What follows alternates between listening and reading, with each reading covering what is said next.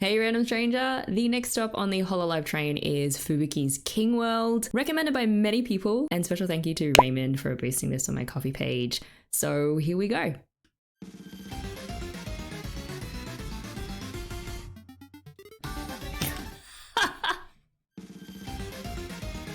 Like 3-8, but then what happens there? What? 1, 2. Okay, I can't. That's definitely a tempo change. 2, 3, 4, 1, 2, 3, 4, 1, 2, 3, 4. Okay, 4/4 time, thank God. 1, 2, 3. Nope. Nope. 1,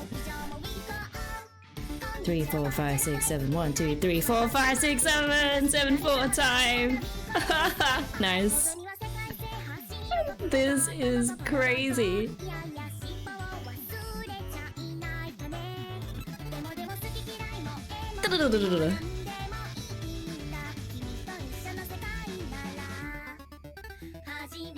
Hey, some interesting key changes there. I feel like it's really flipping between major and minor keys a lot. But what does that matter when this is so insane? 1, 2, 3, 4. Okay.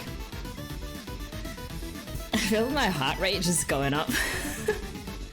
2, 3, 4, 5, 6, 7, 1, 2. No! What?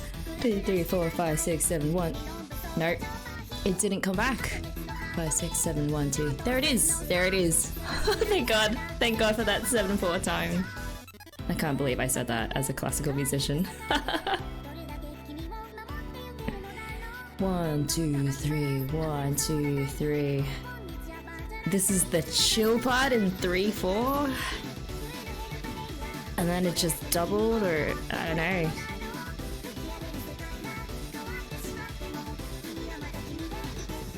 Oh, what an interesting bridge. Okay, whatever this is, the chorus, I guess. That's your home. Like, for all the hype that it embodies, that's the most normal part of this freaking song.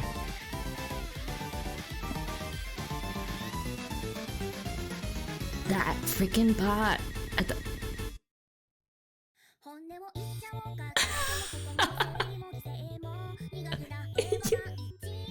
that alarm? That's my brain right now. Like, I need emergency help.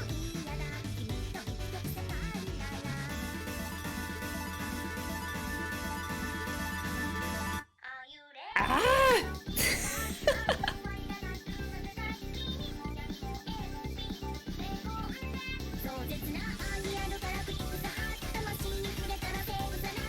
Brain breaking business aside, this is a bop. Like, this is mad genius.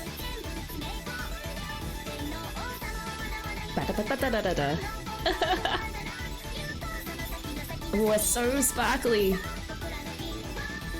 There's so much stuff. I haven't even gotten to the stuff that's going on in the background.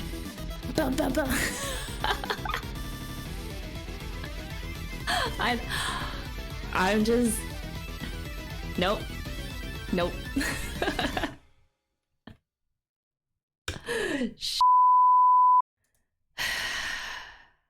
All I can say is there's a bunch of game noises in there. I felt like I was playing... I don't even know what game would equal the amount of insanity that was contained in that one track. No, I just have to go back. It's like 3-8 or, I don't know, 12-8. But then it switches immediately, and there is on top of that a tempo change. I'm pretty sure it doesn't stay the same speed.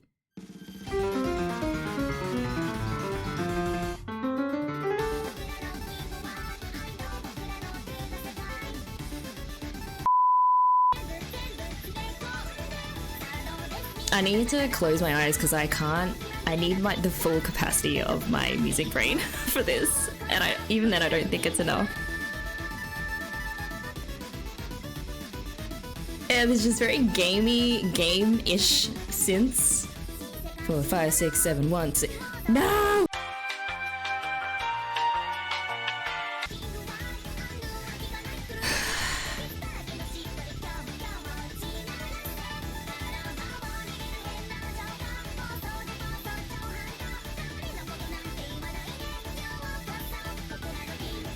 I love how she's in Kingworld.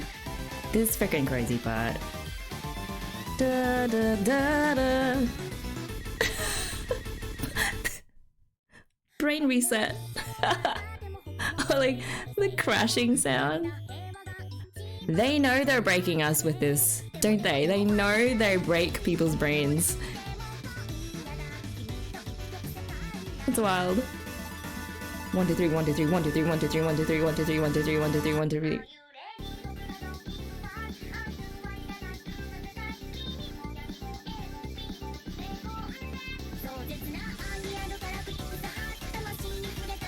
What? You know what? Forget analyzing it. No, I'm not doing that. I just want to vibe. I don't want to die.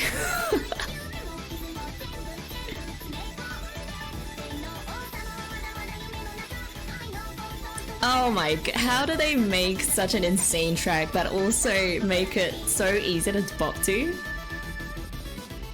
Just don't let your brain think, do any work. Just let your body move you. 1, 2, 3, 4, 5, 6. Oh, I can't stop counting.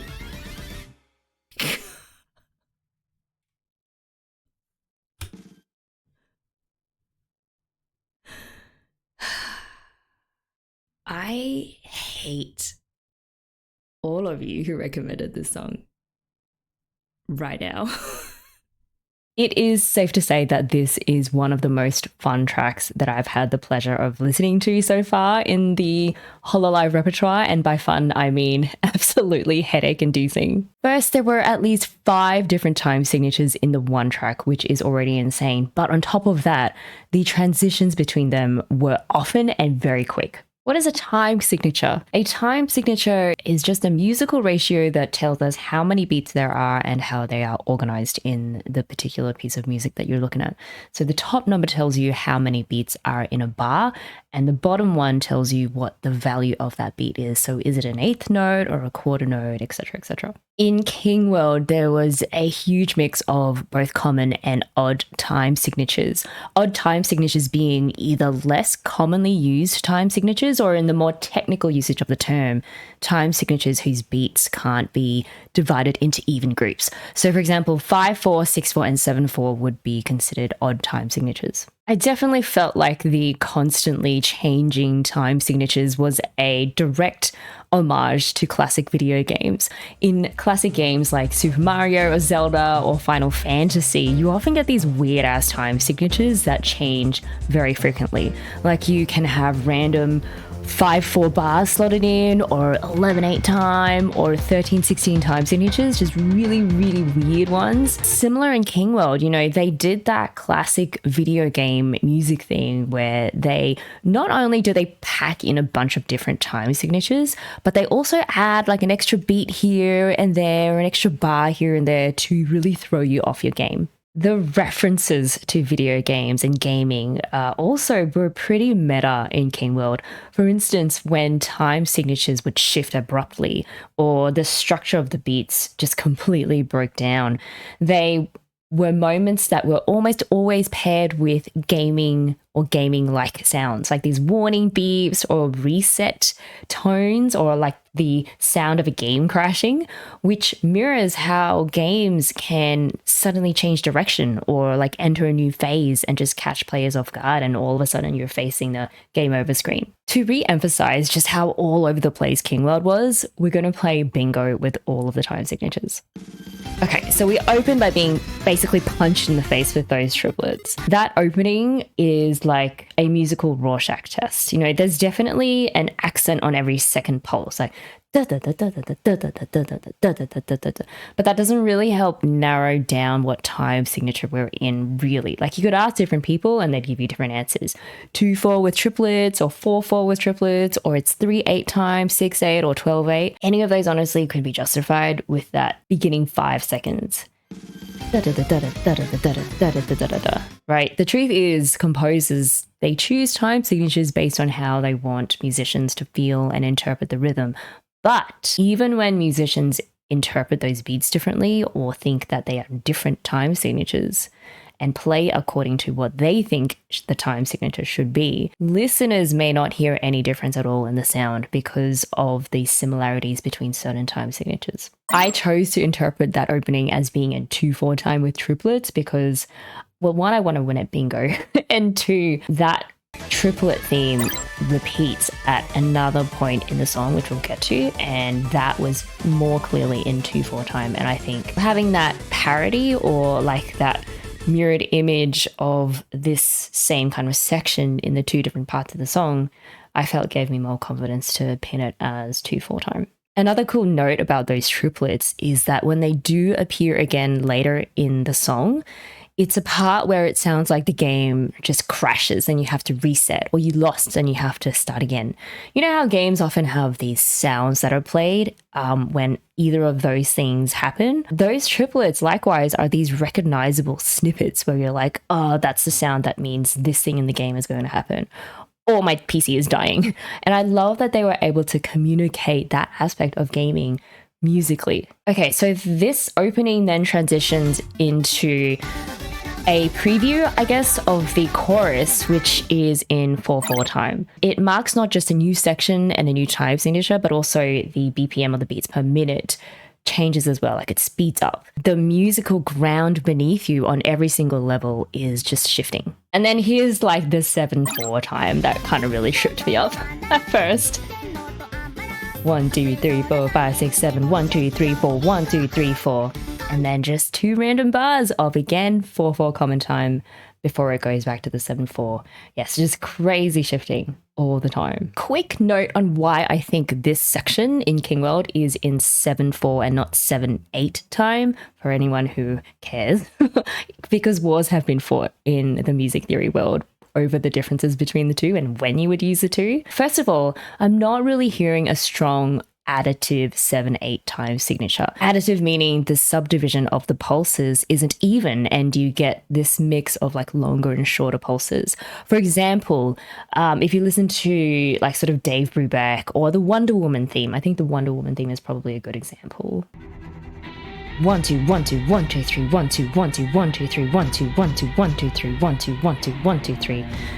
Yeah, it's quite easy to hear too because the bass drum is kicking in on those uneven pulses.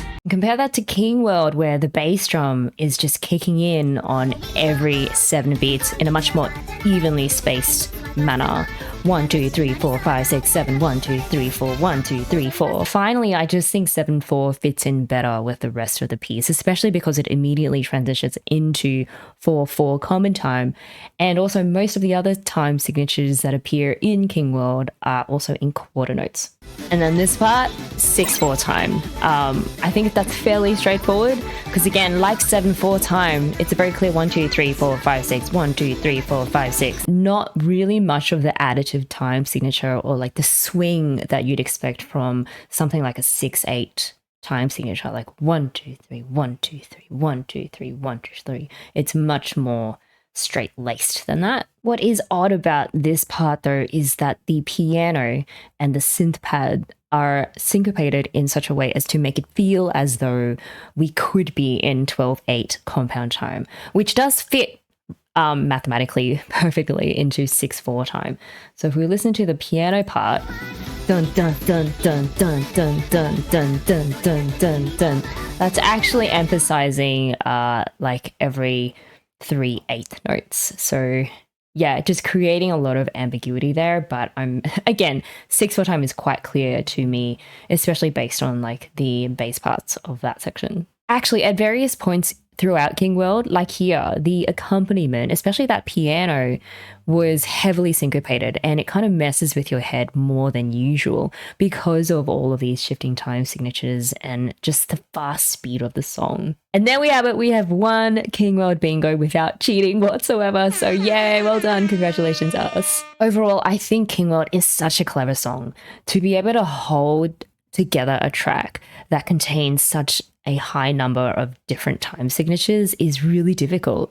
I think it's a very progressive song in the sense that it's not bound by the comfortable structures of common pop, but I also like that it's not obnoxious. Like Kingworld did not make me feel as though it introduced time complexity for the sake of having time complexity. You know how sometimes some songs can just shoehorn in odd time signatures because without any overall concept. That's why I think Kingworld was such an amazing track to me, because each section in the song builds towards this sort of like game restart moment, which reinforces this overarching video game concept. Fragments of earlier sections appear throughout, so they kind of act like Easter eggs, while the recurring chorus that's in that 4/4 time, as I said, probably the most normal sounding part of the song, even though it's not really, that acted as a glue. So use these familiar rhythms to bind the very different segments together in a unified way. So that whole piece was crafted to evoke the experience of repeatedly trying and failing to beat like a challenging video game level or something. I also want to say that I think Fubuki's voice was just perfect for this kind of track. Like it's playful and quirky, and she has and I mean this in a complimentary way, sort of like a made for a video game kind of singing voice. And I don't know if she speaks the way that she sings, but her singing voice is just, it's kind of just blaring, like cute and video game character. You know, her articulation was fantastic as well. Like there are quite a few syllables that she had to squeeze into those weird, super rapidly fast time signatures, and she did a great job. I had a blast just digging deep into Fubuki's Kingworld. I think she has a real gift for expressing eccentricity in music, which I love, and I would like to know, or I guess explore, whether she pushes that in different directions in her other stuff as well. So thank you for nerding out with me. It's always so fun, and I look forward to the next Hololive track.